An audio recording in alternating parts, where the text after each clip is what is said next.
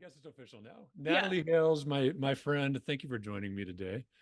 Oh, Um, thanks for having me. oh no, I So love glad to that. be here. Yeah, I love that you're here. So Natalie, you and I met, I don't know, a year ago, almost hmm a year ago at Yeah. Jolt this year, right? But Yeah. of course, I knew your name long before that. We've got some common friends on our joining us today who made introduction.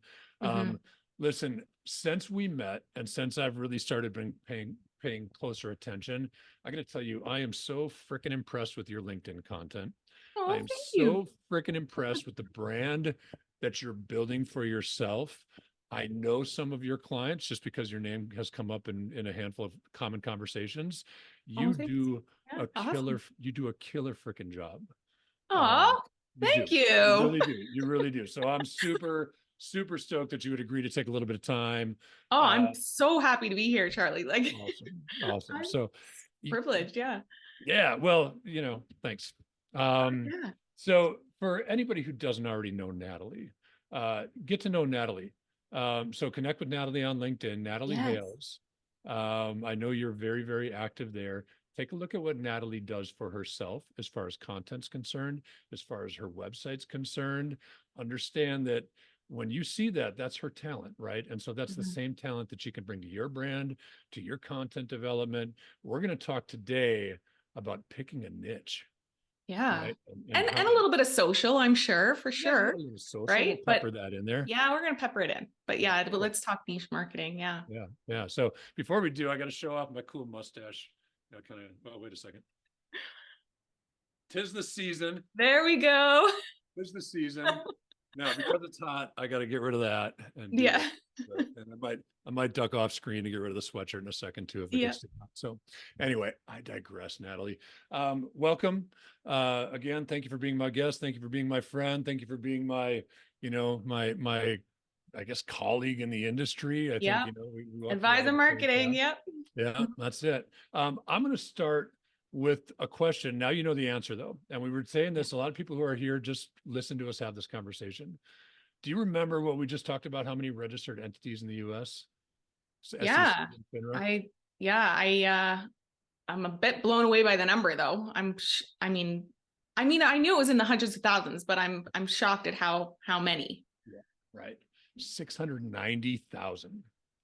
Yeah. So you and I both agree that niche marketing is so important. Um, it's amazing the ability to cut through the competition. It's amazing the ability when you understand who your client is to speak their language. hmm Yeah. It's amazing the ability to really establish authority behind your brand. hmm I'm not the expert in that. You're Well, you're the and expert. that level of influence, that's exactly what we're going to be talking about today is, people becoming an expert in their, small slice of the market. And, when you're up against 690,000 other potential advisors as competition, it makes sense to stand for something, to, carve out a little, space that can be your own and hopefully own that.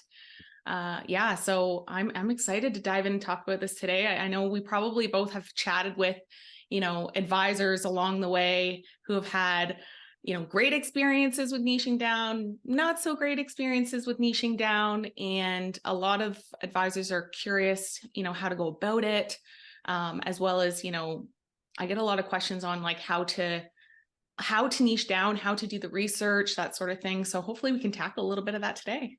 Sure will. I had a conversation yesterday with a prospect, and this is how much I believe in understanding your audience well.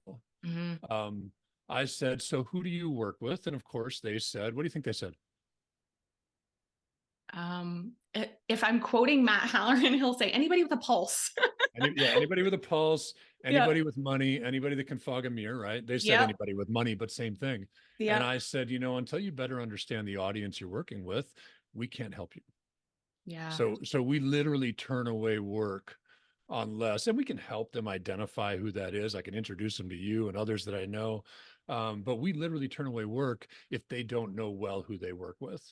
Yeah. And to be honest, that's how you can tell who a quality marketer is and who they aren't. Because if somebody's promising you results yeah, and they don't know your target audience, they're blowing smoke. That's not possible. So, yeah, I mean, like that should be one of the first questions that's coming out of copywriters or web designers or just, marketing, anybody in marketing, to be honest. Like, who do you serve and how do you do that should be a top question in order for them to be able to actually help you. Yeah, I totally agree. So let me ask you, before we get into the presentation, because I know you got a presentation prepared for us, and that's awesome. Let me ask you, how did financial services become your niche? Yeah. Where does Natalie Hales come from, and how do you find yourself where you are today? Yeah. You know what? I fell into financial services in a really different, weird way. My story actually started with a bit of a personal tragedy, which is how I kind of got into financial services. My mother was actually on disability when my dad had a massive stroke. And so he was the only source of income at the time for my family. And I'm blue collar. I have immigrant parents. There was 3 kids. And so there wasn't a ton of money to go around in the first place. But then to have that happen and then not have any kind of insurance was a bit of a wake-up call. And to top it off, we found out that his stroke was caused by a rare disease that my brother and my sister and I all had a 50-50 shot of getting as well. Wow. Yeah.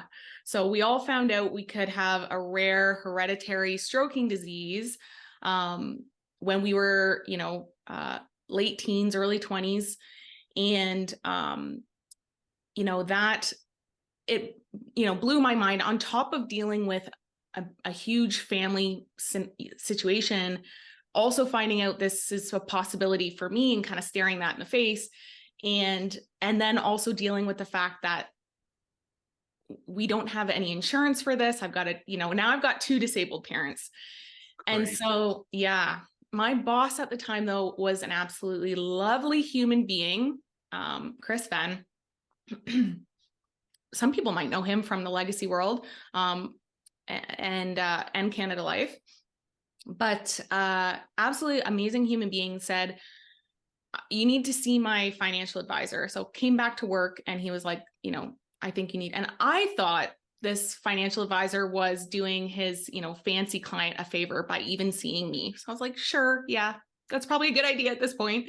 But still felt like it was a favor. And so I went and saw this financial advisor, and funnily enough, he had a situation similar to mine when he was my age, and his dad actually passed away though.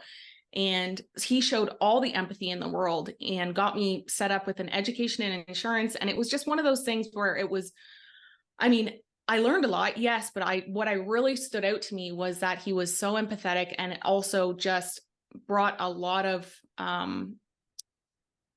peace of mind and control, and kind of like, reined my situation in during a really super chaotic time in my life. And when I went back to work, I was like, how do more people not know what financial advisors do? Like, and how they help, and what people need to have in place. How is this possible? And so, if I'm going to work with people, I'm going to start working with financial advisors. And that kind of kicked off this whole mission to start working more with financial advisors. And I started doing marketing projects for them. And a lot of them, I was helping them craft content and all sorts. And just realized how many of them actually didn't understand who they were targeting, right? As I'm trying to help them, but I'm also trying to understand like what their business is about. Eventually, that led into a career in Canada Life when they started a consulting firm. It's called Advisor Business Development. They do business solutions, and they started a new teaming and transitions. I eventually moved into Canada Life, and we helped them build their advisor business solutions department, consulting with high net worth advisors, and so helped them build that consulting program. So when they built a new consulting area, teaming and transitions, I actually joined that team. And that's kind of my start in how I kind of started helping coach financial advisors with legacy, and then kind of moved into Canada Life and helping them on the business side. And then eventually wanted to kind of do a little bit more creative things. And so moved up into the branding side of things at Canada Life as well, and spent 8 years there. So yeah, just kind of, it just, but eventually I got out of working directly with financial advisors, which is the reason I started working with, in the industry in the first place. And so there was nowhere that within Canada Life that would allow me to work with advisors in the way that I thought they needed help, which was, to help them define their niche, craft their positioning, and then create a strategy right from the business to the marketing side of things. And so I decided to go out on my own and do that for advisors myself, start working with them again directly, but in the way that I really felt like they needed the help. Awesome. The industry is better for you having made the choice to go out on your own. Thank you. Yeah, and it's a great story, right? And the story's real. You come to the industry in a very real way. How do you feel like, and maybe I'm diving into your presentation already. How do you feel like the origin story plays into advisors choosing there? And just so I can please Cheryl Hickerson, who is busting my butt over calling it a niche, Cheryl. How does an advisor's origin story play into them, being able to serve the right people? Yeah. I mean, if we can work it in, I feel like it can be a huge part of what your purpose and your why. And it makes a lot of sense to people at an emotional level. So, I mean, if you can tie back kind of how, what are some of those areas that impacted your life in a huge way? And if you can tie that into, understanding, can this be a purpose that you have? Can you translate, helping somebody in the way that maybe you needed help back in the day? Or, is there something there that you can translate into a purpose or a mission? I feel like that helps people understand your business beyond, why you're in business beyond just making money. And that goes a long way. Yeah, that's awesome. Well, Natalie, I will not take up any more time. So it's awesome. let you get into your presentation. But for everybody who's with us and the room is filled up, this is awesome. I'll tell you what, for December, you're a popular person. You drew a crowd. Oh, Charlie, you're too freaking nice today. No, you're making me blush. December is like, you worry about December, who's even in the office, right? So I know. Yeah, we are lucky. Yeah, we got a pretty good room full of people, so that's good. So if you've got any questions whatsoever, if you want to comment on anything, really, it's Natalie's show. I'm going to be here just kind of interjecting and putting my 2 cents worth in where I feel like it fits. But if you got any questions, put it in the chat, put it in the Q&A box. I'll be monitoring that. Natalie, take it away. Yeah. Okay. No. And honestly, jump in and ask me anything that, comes across the screen. I'll be looking at my presentation, so somebody else can kind of keep an eye on the chat. And if there is anything, you can just let me know. I got you. So let me just go ahead and share my screen here. Can you see it? Okay. All good there? I already stole all this from you. I didn't really even know this was coming up. I already stole all this from you. No worries. You know what? We're there, right? Yeah. So that, let's skip this over and let's talk a little bit about what I do now, just to kick things off. So, cool. I am an advisor, a coach, a brand strategist, a speaker, helping to advisors improve their messaging is what I consider the most important work of my life. And we kind of know why now. So my work turns advisors into authorities, and you'll see that in my tagline sometimes. And then my superpower it lies in crafting personalized brand strategies through my signature framework, the niche funnel. I feel like it's really important to start there. And, even if advisors understand who they're serving, we need to do that work to make sure that there is a profile, a persona that we're working from, that sort of thing, to make sure that anybody who is helping them in the future has a very clear idea of who they serve. So I specialize in helping advisors discover their niche, craft their positioning, and, tell their stories to attract their dream clients. So when advisors partner with me, they gain the focus. And I think that's where, sometimes, of course, I'm going to target hard results, but at the end of the day, it's we're talking about focus and clarity in your business.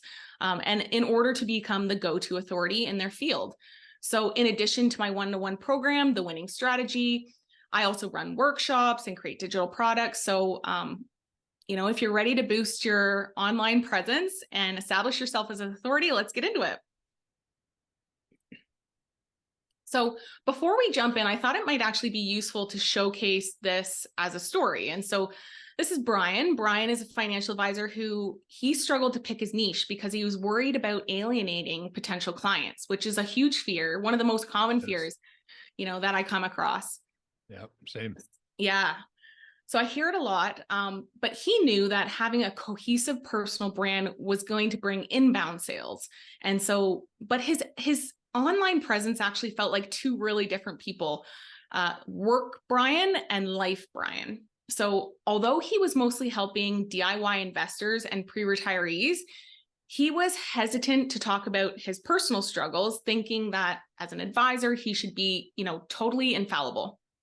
So he really struggled to connect with his ideal audience. And in some ways, he actually felt like he was hiding because he wanted to reach others who also experienced, anxiety, worry, and burnout like him. That was what he felt really passionate about, but he couldn't get himself there. And so from the outside, his LinkedIn, his website, or actually the messaging on there was changing every few weeks, alternating messages about investing and retiring, and unfortunately confusing anybody who was even considering working with him. No. So he approached me to help him create a cohesive brand that would help him attract more clients, right? So we did a deep dive into his skills and interests. And in the very first session, he gained some clarity about himself and he saw the misalignment, which is what happens most often in a lot of my first sessions, in what he was offering and how he offered it. And what he ended up doing is he immediately eliminated the middle tier of his 3 services and increased the price of his wealth management service. So the investment minimum was raised to 67%, the flat monthly fee was increased by 25%, and the upfront fee was increased by 50%. Awesome. So he's actually quoted as saying, having this clarity on his niche helped him double down on this new price point. And so now, Brian works with burned out professionals and he actually loves the work that he does now. And he helps them through financial planning and personalized mentorship. So Reflective Wealth, the only financial planning and mentorship service of its kind, is dedicated to helping burned out mid-career professionals transition to work that they love.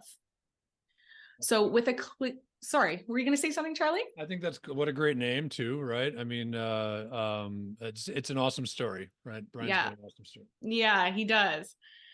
So with a clear niche and expertise, Reflective Wealth specializes in supporting individuals who are tired of the corporate ladder and yearn for a more fulfilling career.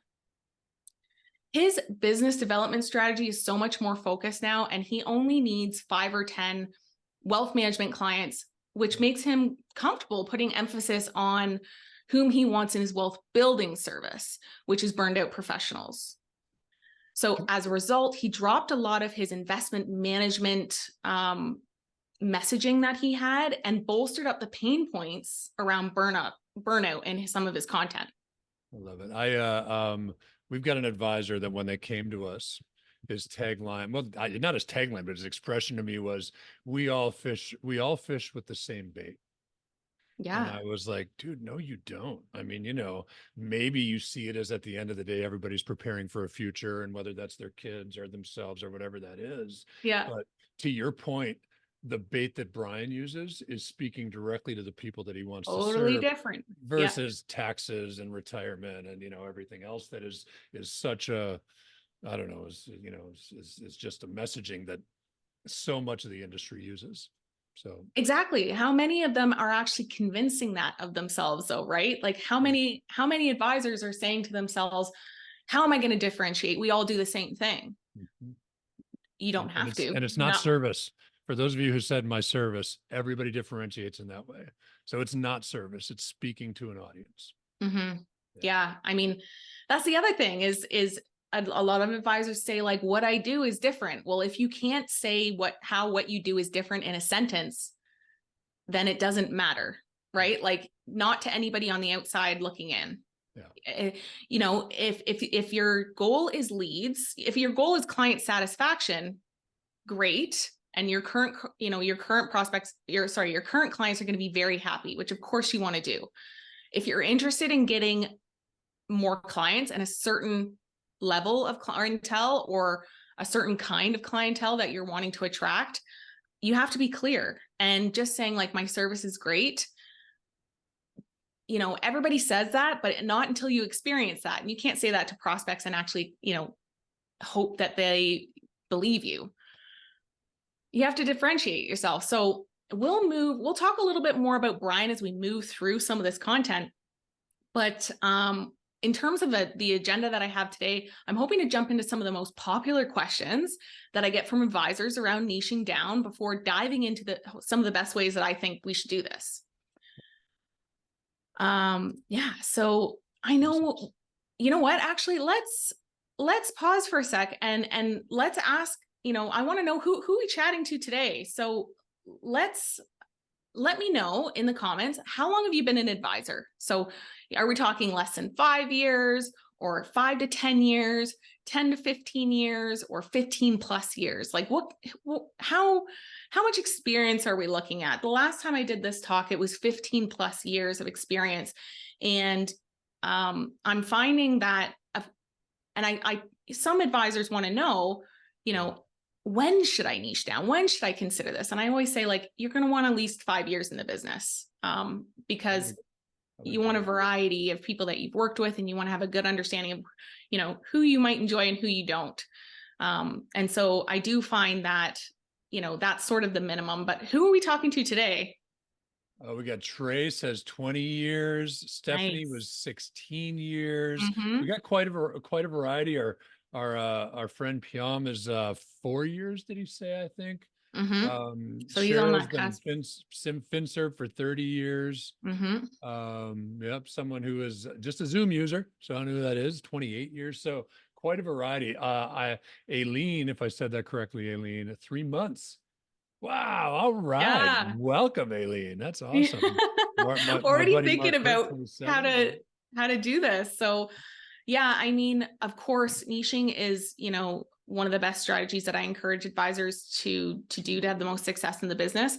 But to start, you do need a little bit of experience to understand who you enjoy working with and who you don't. You know, I work with, I mean, I hear a lot from more experienced advisors who say, you know, I always thought I should work with doctors and lawyers. And then I realized I hate working with doctors, you know, and I've got everything kind of tailored to that, but it happens, right? Yeah. It does happen. So let's jump into these questions. So I know what you're thinking when you see this. It's like, whoa, is that going to limit my potential pool of clients? And it's a huge fear that I come across, is this concern that having a niche is going to limit you. So let's start there.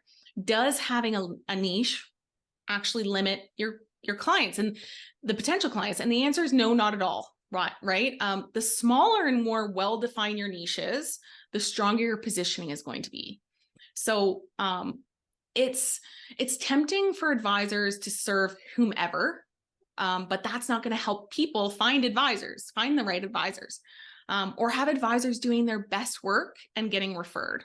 So if you look at it from the other side, you know, you've got, not having a niche actually means that you're diluting your message, you're increasing your competition, you're probably hurting your expertise, you're lacking in cohesiveness for sure, and missing great opportunities.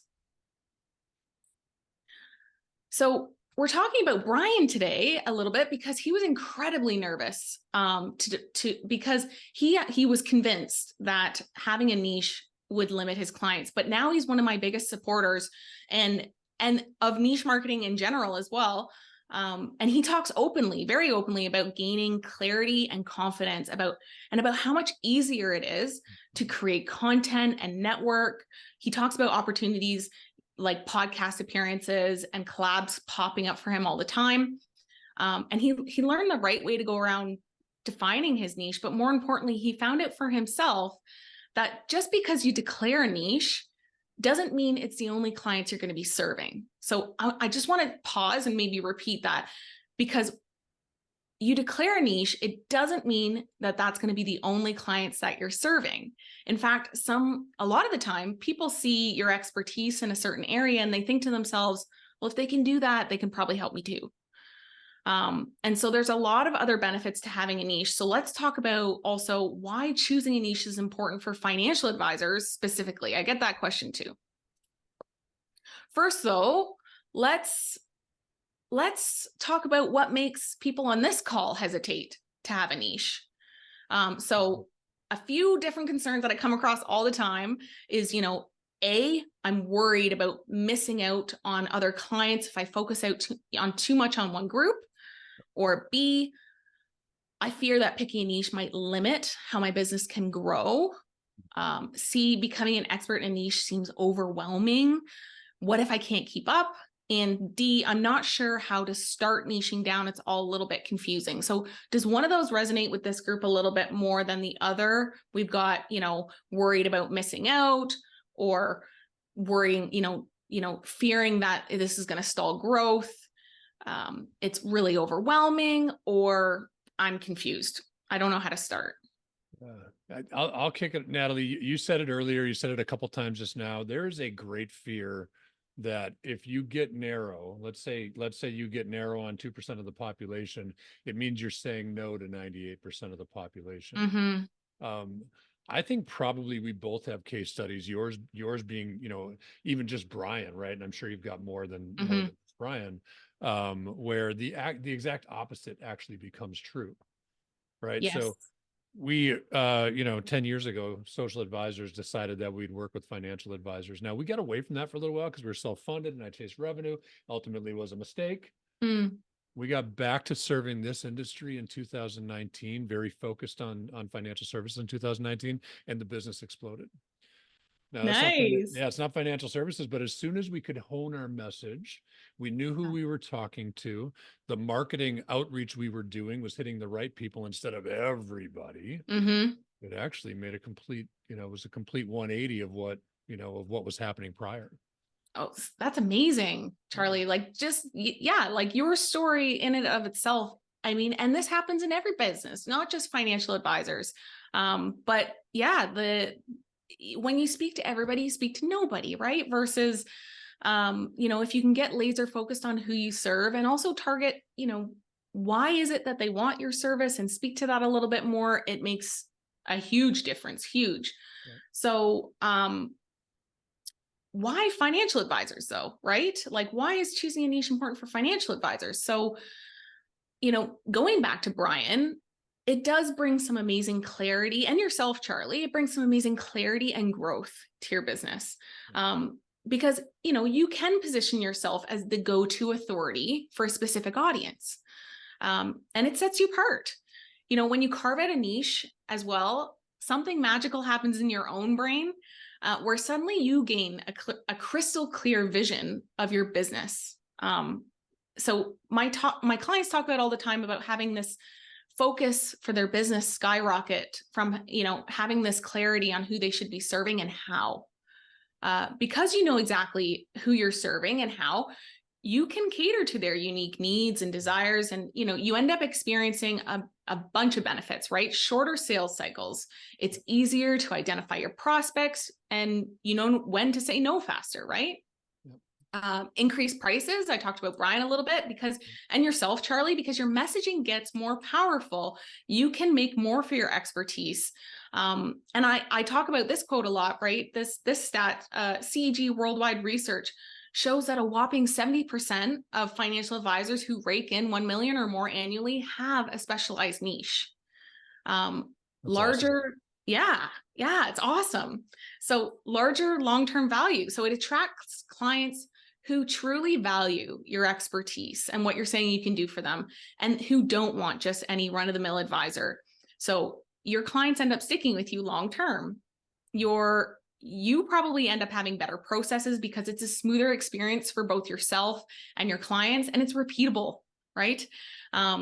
It's so much easier to talk about your processes and the results they they produce on social media or your website or content or things like that, because, you know, you have this specific process for these specific people that offers this specific service. And it's easier to talk about and promote. So when clients see you as a specialist and that you understand their world, you know, they trust your expertise and they're more likely to listen to your suggestions, right? So that actually makes your work way more enjoyable when you have, you know, collaborative clients.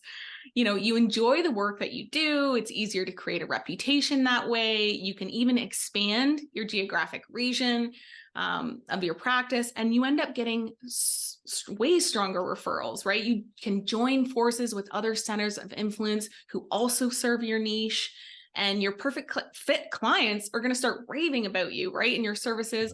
And so, you know, all good things. I'll share one with you. A client of ours that we've been working with for a very long time is based in Birmingham, Michigan, right outside of Detroit. And he, you know, prior to working with us, he had a lot of automotive clients, but it wasn't a focus of his.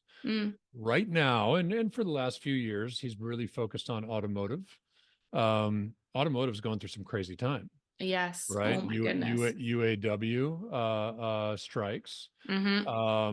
Stellantis just offered a buyout for all of their non-represented employees, all their employees that are not union employees, right? Have the option to take a buyout. That's got financial implications. If you listen to I'm drawing a blank on a name. Kathy Woods, right? The ARC ETF. I follow her a little bit. She talks about, you know, Tesla and electric automotives. There's a good, you know, I heard a stat, Natalie. Every time Ford pushes an electric auto off the line, they lose $31,000. Yeah. Right. So that is changing the automotive industry. So our client can be on top of all this, right? And can speak and empathize to what all these automotive workers know.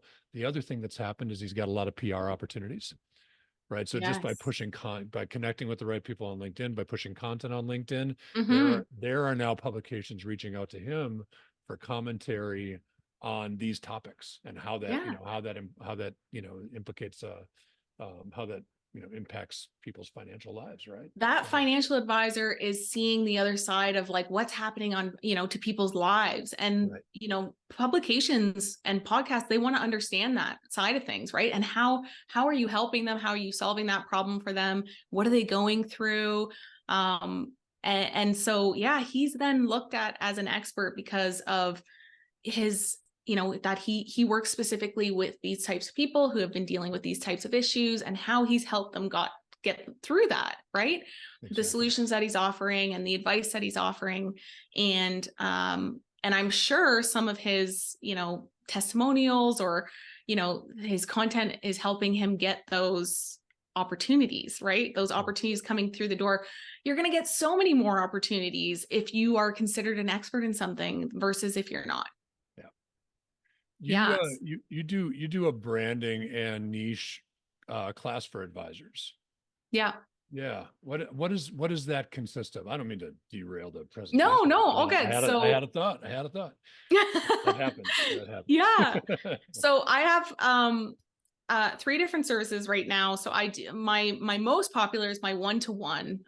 It's a done for you kind of the winning strategy, and I do take them through discovering their niche, refining their positioning, telling their stories, crafting a strategy. Awesome.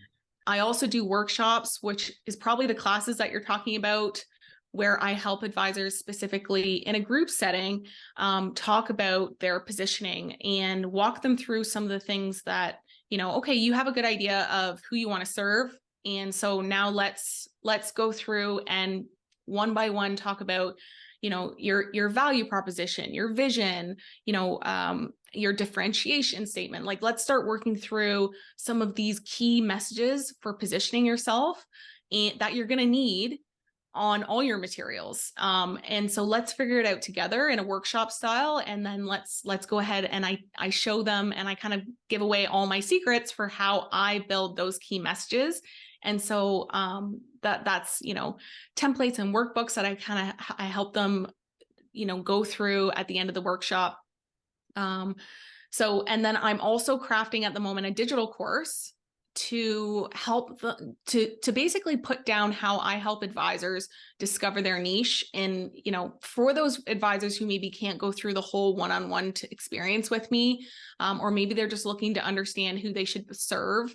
I'm creating a digital course for that to help them figure out who they should be serving, and just kind of focusing on that for the advisors who maybe don't have, can't meet with me because of the price point, or because they're just looking for a little bit more on who they should be serving before they go all the way into, you know, carving their positioning, and crafting their messages and creating a strategy around that. They maybe just want that one piece. Yeah, that's very cool. I love that you have a variety of services that touch on where each advisor is in their journey. Yeah. Price point matters, of course, for sure. So, you know, I mean, Mhm. being able to create an option for people to get educated without having to break the bank to do that. So Yeah. that's wonderful. Yeah. Yeah, exactly. So there's a, you know, a value ladder for, you know, every advisor out there for me. But I mean, if advisors have any questions, please don't hesitate to, you know, connect with me on LinkedIn. Happy to chat. Yeah. How are we doing on time, Charlie? Am I okay to keep going here? We're good now. We're good. We're good. It's 2:40ish, so we got plenty of time. And Awesome. Natalie, oftentimes these conversations, if we get rolling, they'll go past the top of the hour. People drop off. We'll send the recording. You know, like Yeah. feel free, take your time. All right. Any specific questions? Of course, people know they can drop them in the chat or the Q&A. I'll keep an eye on it. Yeah. Okay. Well, let's get to the meat then. So how should advisors niche down? So we could focus on a product or a strategy, and I do that with some advisors. But I personally think it's so much more powerful if you can find a specific group of people who share similar financial issues or interests, aka have the same or similar money questions, you can relate to personally and you have some experience with, because it's so much easier if you totally get your niche. And, you know, 3, if you can carve it out to be your own, right? You do some research and you find out that you're at least one of the few serving them in your unique way. So, how do I get down to this with advisors, right? Well, I ask a lot of discovery questions to help understand an advisor's background and their interests, of course, but I also do competitor analysis to qualify, you know, whether this niche sees themselves as a group. It's actually really important. So, you know, then I tie in a lot of the times, like we were talking about earlier, I tie in a lot of the times who you serve with your story, positioning your business with your framework and your signature offer. And I then go ahead and craft your brand's key messages. So asking a lot of questions sounds simple, but advisors know there really is an art to getting people to open up about themselves and make realizations that maybe they hadn't yet put together. That happens a lot. And you'll see in a lot of my testimonials as well, my clients talking about, you know, the clarity that they gain through my process and line of questioning. So I take a lot of pride in helping advisors, you know, have these kinds of epiphanies, you know, like Brian, who in his very first session gained some clarity about himself and he saw this misalignment in his actual offering, or Billy, who once he saw his story, he couldn't believe, you know, that he hadn't actually put this connection together himself. And so both talk about finding their purpose after working with me. And that's a lot of what I love to help advisors do is, you know, discover their purpose and help kind of tailor their business towards working with the people that they, you know, that can really connect with them and they can really connect with.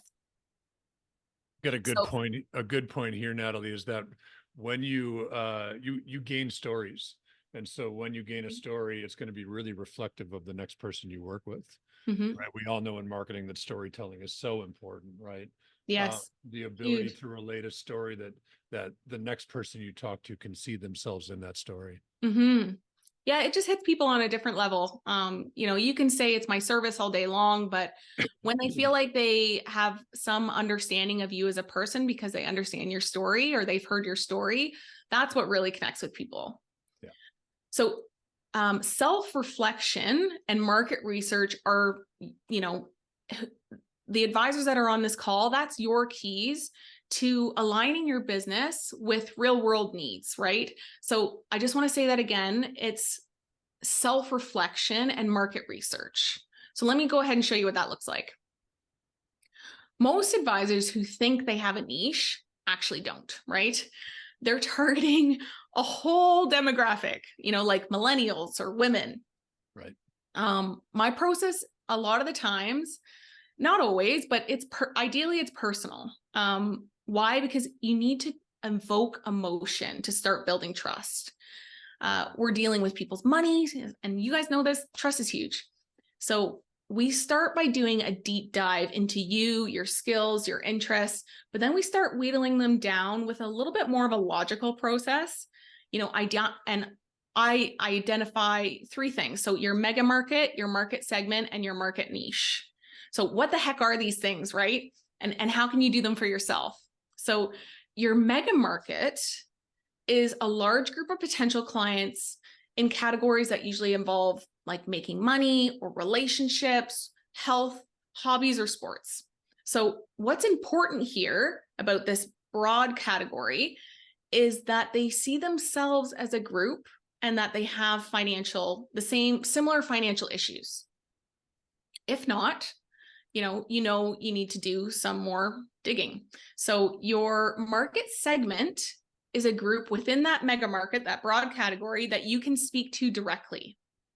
And so this is because you have some sort of expertise in this segment of your mega market, and you can relate to or have some sort of common ground with this segment of the market.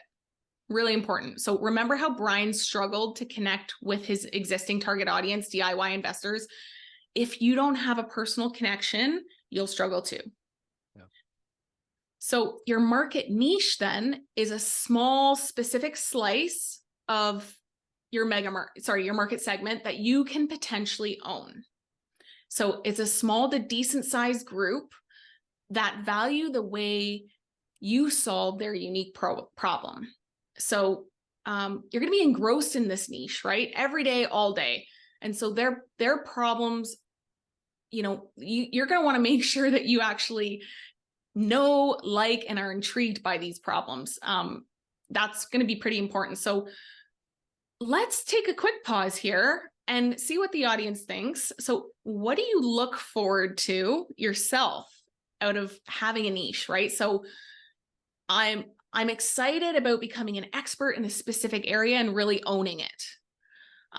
That's a popular one. I look forward to building deeper, more meaningful relationships with my clients in a niche. Having a niche could help me stand out in a crowded market, or I anticipate having more efficient marketing and clear messaging targeted to my niche. That's another really popular one. That efficiency is just hard to give up once you got it. So it's honing. We're both in content marketing. I struggle many days to say, what am I going to post today that's really going to resonate with somebody? Mm-hmm. The moment you get narrow on your messaging, that whole question goes away. Yeah. Right? Yeah. Yeah. I mean, they're all benefits, right? This efficiency, becoming this, expert in this area, and that you can own it, more meaningful relationships because, you obviously have some sort of connection on another level, and of course we talked about this, standing out, right? So they're all amazing benefits, but those top two I find resonate a lot. I mean, I don't know if that's one sticking out for this audience, but A and D. Oh, go ahead. Oh, go ahead. No, you go ahead. Go ahead. I was going to say, we've got a couple comments. Chris specifically says operational processes. Yes. Right. The ability to be more efficient in the practice. Mm-hmm. Yeah. And I think we can all use that. Yeah, it's huge. I hear that one a lot too. It's one of those things that, it doesn't stick out until you're in it and you're doing it. And then you realize, oh, wow, I don't need to reinvent the wheel every time I chat with a client. I can, it's nice. Mark comments, being a thought leader. I will tell you, Natalie, Mark and I had this conversation yesterday. right? Like the Yeah. ability to really hone in on who it is that you want to talk to so Yep. that you can create content that speaks their language. Yes. Yeah. You know, owning that slice of the market and being able to be seen as like a thought leader and having that level of influence. It does. I mean, the efficiency is there. It makes everything so much easier. But the attraction level is there too, right? When people see you as having that level of influence, because and you develop it over time, right? You start talking about the same things and kind of the benefits for this specific group. You're developing your expertise as you're attracting more and more people who are looking for an expert like you. Yeah. So when deciding to grow a practice, so a lot of advisors struggle with how to market their business, right? But here's the deal. There's really only two options, right? A typical sales funnel has you chatting with a ton of potential clients, right, at the start. Yeah. So even if they don't need your services, just talk to everybody. Typically, you're hoping to say the right thing to the right person eventually to make a sale. And, you know, you might convince some of those folks to go ahead and buy something that maybe, you know, maybe they don't really want it or need it, but, you know, most of them won't convert to clients, right? They may just be like one-time things. So you could continue to rely on this hope marketing, right? Waiting around for referrals and word of mouth to eventually work, but you're probably tired of that endless hustle, right? Attracting, you know, attending all these network events and cold calling to get all these sales. It's tough work. The niche funnel is my framework for advisors, and it flips this traditional funnel on its head. So totally flipping it around. So instead of spreading yourself thin, talking to a bunch of different people, we focus on selling to a smaller group of people who are already super interested in what you have to offer. So we concentrate the messaging and channels that we decide on that work best for inbound sales from your dream clients, right? So this way you're going to save that time and the resources while effortlessly closing deals with the right clients for your practice. So you become the authority to your niche because you've mastered your offer. You've explained how your expertise applies, and you've positioned this in a way that they actually care about, because you know what they care about at this point.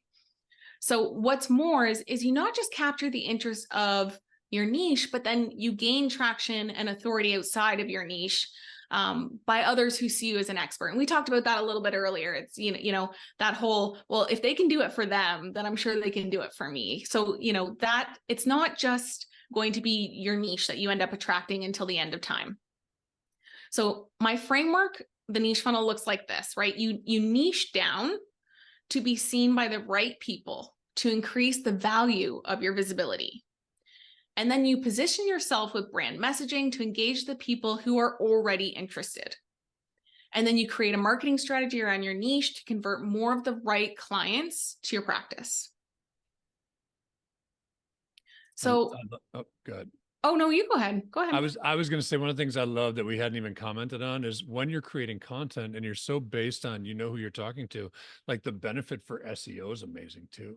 Oh yeah. Right. Whether it's leveraging LinkedIn. LinkedIn's got great SEO, but publishing content and articles to LinkedIn, to your website. I mean, that's, yeah. I wasn't even thinking about the SEO component of it all, but no, yeah. but I mean, that keyword research is specific to you know, a targeted group of people, right? Like they are searching for specific things.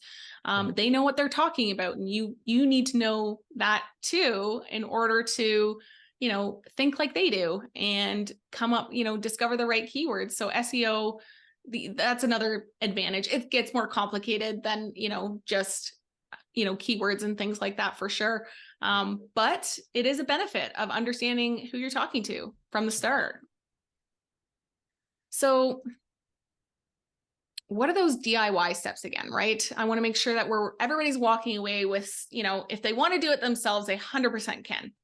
So Brian went through this process, right? And he now wakes up and he loves what he does. And he's probably never going to, you know, he says he'll never retire until, as long as he can still do this and have an internet connection, he's happy to keep going until, you know, but so he has a personal connection to his niche, and he was in fact a burned out professional himself once upon a time. This keeps him going. So he's inspired to create content that's relatable to others where he was. So with the help of a brand strategist, he gained clarity, he found his niche, and now he's got this thriving business that's aligned to his values and his personal experiences. But if you want to give this a go yourself, here's those DIY steps again, right? So discover deep self-reflection. You can't skip this part. It has to happen. Define your market niche, go through those 3 steps. Do your competitor research to own your niche. You're going to want to have a look into who's also serving them, how they're serving them, what you can do differently, and, create a messaging strategy and show up on social media and engage as the expert that you are, right, Charlie? That's a huge part of it. So a conversation about social media, I'm glad it came up, right? I've mentioned LinkedIn a couple of times. I think people believe that, we run a lot of LinkedIn automation, but that's important to build a network. It's important to be able to share the content you're creating with this particular audience that you're building. Certainly there's an email component to it. I'll tell you, Natalie, the most important part of it is engaging. The most important part is taking even just 15 minutes a day, choosing 3 people that you want to know better, whether that's for business or for personal purposes, finding a commonality and starting a conversation. Like literally, if you do that 3 times a day, and it's not hard to do, it doesn't take much time. LinkedIn's wonderful just for showing you the personal aspects of who these people are to start that engagement. 3 times a day, you're going to get 2 replies. You're literally going to start 10 conversations a week with people you want to know in 15 minutes a day. 100%. And like, if you can, like what I'm doing today, here's these common questions that financial advisors are asking me all the time. And you create webinars out of that, or you create content out of that, and you start posting it. This is, this is what I'm asked. This is how I feel about it. And you start actually generating that, those conversations yourself coming into your inbox just by sharing some of the questions that you're getting from your niche. And so it does make things so much easier to, people will be starting conversations with you, right? It's so much easier for you to also start conversations. But, there's that benefit of the fact that, people are going to be coming to you to say, I literally was just thinking that, and I'm so glad you posted that today. Can we continue this conversation? I love your thinking on this. Let's have a conversation. And I need to hear a little bit more. So Natalie, it's Wednesday. If I start doing this tomorrow, can I expect everything in my life to change by next Tuesday? No. I asked that tongue in cheek because I think people do have unrealistic expectations. I'll tell you what, here's a great one. So we do some webinar promotion on LinkedIn. We've got a gentleman who's a CEPA, certified exit planning advisor in Naples, Florida. He's doing his first webinar. I think next week, but we're helping him promote it on LinkedIn, and he's doing some email with it. And that's, do you know, now he's been very active on LinkedIn for 3 or 4 years. I coach him in addition to the services we provide. He's got a great interview content strategy that works very well for him. He's got 85 people signed up. Now he's got a week to go. He's got 85 people registered for his webinar, and it's the first one he's ever doing. Now, those are not realistic. Oh my gosh. Those are not realistic results, but that's a result of being present and being consistent for 3 or 4 years and knowing exactly who he's talking to. Yeah. He's got the brand. So he does a webinar and these people go, I got to listen to what this guy has to say. Yep. So it's amazing. It is amazing. I mean, it depends what you're doing on the strategy that you're doing. I mean, I finished with one advisor recently who literally updated his content, and he was on LinkedIn, and his niche is psychiatric nurse practitioners. And I'm like, you're on the wrong platform. Yeah, so right. we got him on Instagram. And so update your profile, start, posting your stuff there. First month, 2 clients, like long-term visioning clients. Yeah. And so that literally was from updating his profile and like adding his content, existing content, moving things over from LinkedIn. So not a lot of work went into that. And he had two clients within 30 days. That's amazing. That's awesome. Yeah. So, I mean, it depends what you're doing. I also have another client who, she has this massive strategy that we're working on, and it's very much about making her more of a name She's female executive, so executive level female breadwinners. And so she's willing to wait, right? She's like, this is we have a high net value, high net worth client here. She's building out a whole community. That's her strategy. Like the Volt, it's very exclusive membership that she's got going.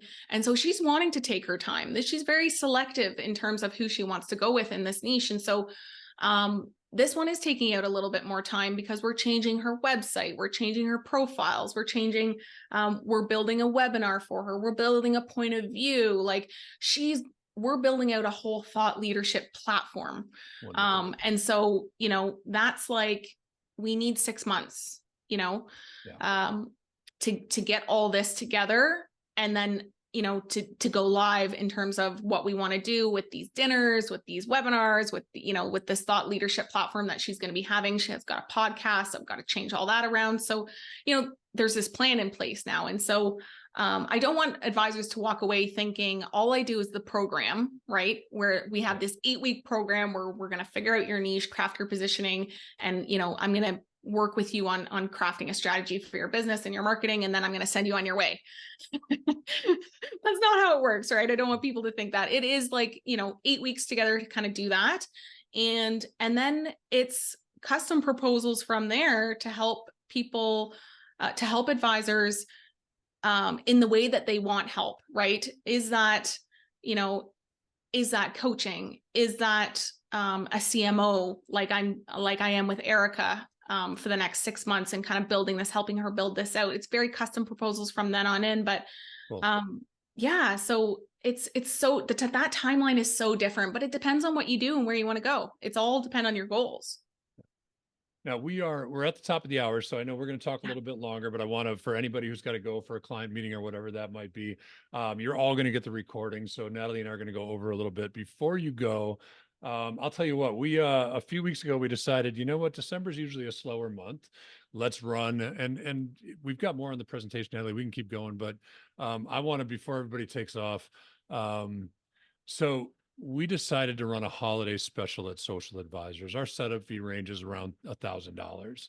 And we provide services at about $13 a day. So it's really really inefficient, really an inefficient service that we provide. But for December, we opened up 15 seats at 50% off of the setup fee. So we've actually sold 10 of them already, and we rolled it out last week.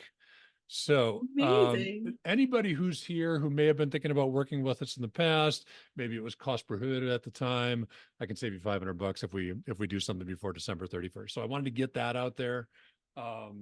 And Natalie, I didn't want to take you away from the presentation. No. I don't know how much was all there. good. We're done. Yeah. Okay, cool. Thank you. Yeah, no, my pleasure. It's like, so thank fun. you. This is fantastic. Yeah, so that basically takes us to the end of the presentation. If there are any questions, I'm happy to stay on. Yeah. But yeah, that's basically it. I hope everybody kind of got what they needed in terms of some of those benefits and how to actually go about doing this. And if there are any other questions that maybe I didn't address, just feel free to connect with me on LinkedIn, and I'm always happy to have a coffee chat, that sort of thing. So, well, I'll tell you what, I think, people need to hear this message over and over and over and over and over, just like all of us. Right. Yeah. And so if this is the time that they hear it, because, they've heard it from me, they've heard it from our friend Nikki, who's here, Cheryl, who made fun of me for calling it a niche. They've heard it from others, not just you and I. Yeah. Right. And maybe this is the time where they go, you know what, I've got to do this. Listen, connect with Natalie, because you have a program built specifically for identifying. Now we help out with that stuff, right? But we're not as deep on that as you are. Yeah, no. And it's the done for you aspect. I think that advisors also like, we have these one-on-one conversations where I'm going to do this, get the answers that I need to get from you, but then I'm also going to go away and kind of do the research that needs to happen as well. Yeah, that's awesome. It's a great service that you provide. You and I are lockstep on our opinion about getting narrow, understanding your audience, cutting out the competition, speaking their language. It makes your content stronger. It makes your website stronger. It makes your webinars stronger. Mhm. That's awesome. And I'll offer, if we don't know each other already, hit me up on LinkedIn. I'd love to get to know you too. So, Natalie, thanks so much. Thank you, Charlie. This is Okay. great. I really Yeah. appreciate the opportunity to chat about this. Always happy to chat Great. about this. Yeah, we drew a nice crowd. So we'll get the video processed Mhm. probably tomorrow morning. We'll get the recording out. So uh, Amazing. yeah, and we Thank get you. great feedback. Brianne, Mark, thank you guys for being here. Chris, everybody who interacted with us, and those of you who didn't, who wanted to just absorb, we appreciate that too. Your time is super valuable. Thanks for spending it with us. Yes, thank you. All right, see you, Natalie. Bye.